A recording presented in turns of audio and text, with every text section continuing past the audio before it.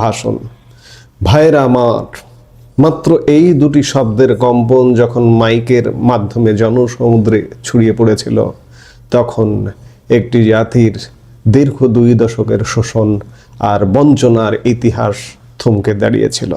আজ ঐতিহাসিক 7ই মার্চ বাঙালির হৃদ স্পন্দনে মিশে থাকা এক অনির্বাণ শিখার নাম।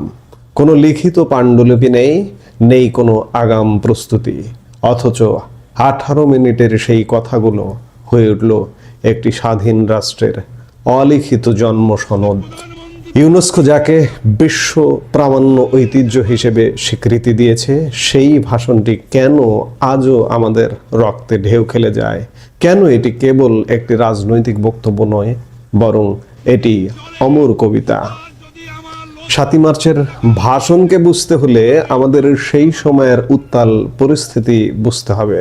1970 সালের সাধারণ নির্বাচনে আওয়ামী লীগ নিরঙ্কুশ সংখ্যাগরিষ্ঠতা অর্জন করলেও পাকিস্তানি শাসক গোষ্ঠী ক্ষমতা হস্তান্তরে টালবাহানা শুরু করে।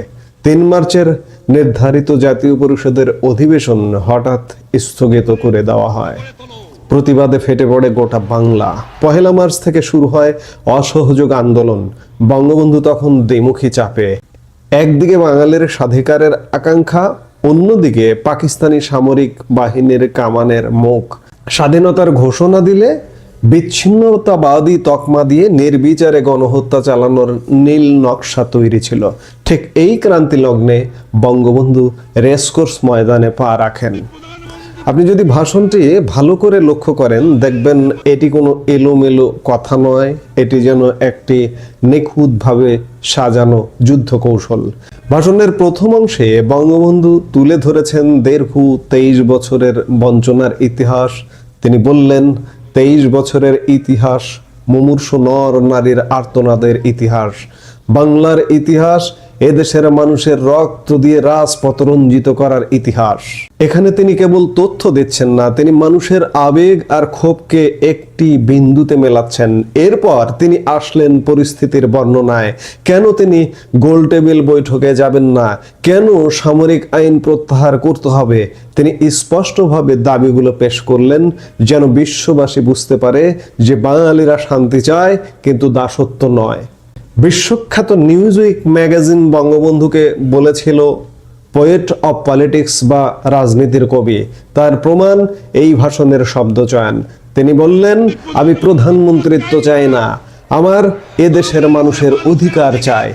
এই একটি বাক্যেই তিনি নিজের ব্যক্তি স্বার্থের ঊর্ধ্বে দেশের স্বার্থকে তুলে ধরলেন।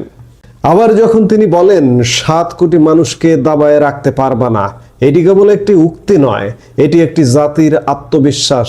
তিনি জানতেন বাঙালির শক্তি কোথায়, তাই তিনি নির্দেশ দিলেন, তোমাদের যা কিছু আছে তাই নিয়ে প্রস্তুত থাকো। তিনি জানতেন আধুনিক অস্ত্রের বিরুদ্ধে লড়াই হবে লাঠি আর অদম্য সাহসের। 7ই মার্চের ভাষণের সবচেয়ে আকর্ষণীয় দিক হলো এর কূটনৈতিক কৌশল। বঙ্গবন্ধু সরাসরি স্বাধীনতার ঘোষণা দিলে পাকিস্তান সেনাবাহিনী তাকে দেশদ্রোহী হিসেবে সাব্যস্ত করত এবং মুহূর্তেই রেসকোর্স ময়দানকে কবরস্থানে পরিণত করত।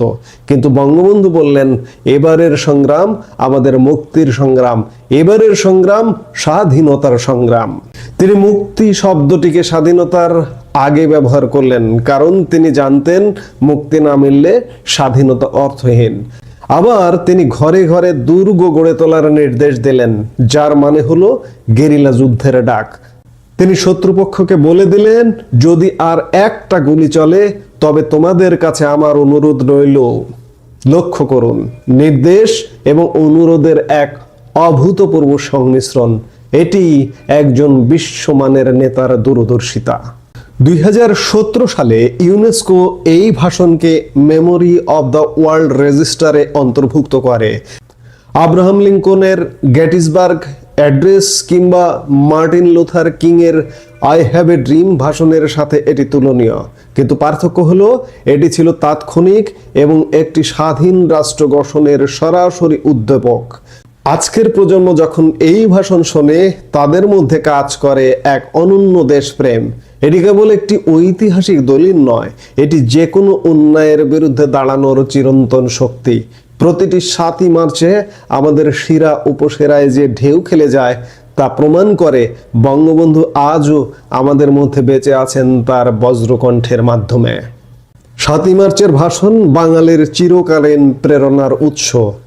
এই ভাষণ আমাদের শিখিয়েছে কিভাবে মাথা নত না করে নিজের অধিকার আদায় করতে হয়। বঙ্গবন্ধু কেবল একটি ভূখণ্ড উপহার দেননি, তিনি আমাদের দিয়েছেন একটি পরিচয় এবং একটি সাহস। দর্শক, 7ই মার্চের ভাষণের কোন বাক্যটি আপনাকে সবচেয়ে বেশি অনুপ্রাণিত করে? কমেন্ট করে আমাদের জানান। ভিডিওটি ভালো লাগলে শেয়ার করুন এবং ইতিহাস ছড়িয়ে